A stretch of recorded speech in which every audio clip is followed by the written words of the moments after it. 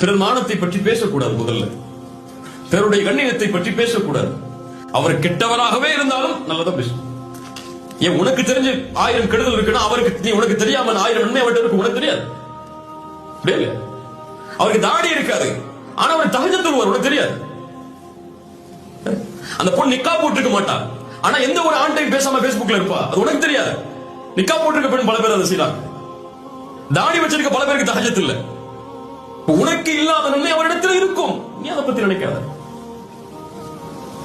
முதல்ல பேசக்கூடாது பிறருடைய மானத்தை பற்றி. இரண்டாவது, இந்த ஹதீஸில் இருந்து பேசப்படும் சபைகளில் இருக்கக்கூடாது. பேசப்படும் சபைகளில் இருக்கக்கூடாது.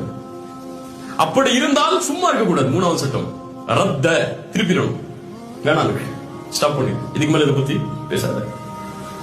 இன்று இந்த 3 தன்மையை யார் செயல்பட்டு நடக்கிறாரோ அவரை அல்லாஹ் நாளை வறுமையில் நரகத்தில் இருந்து பாதுகாப்பான்.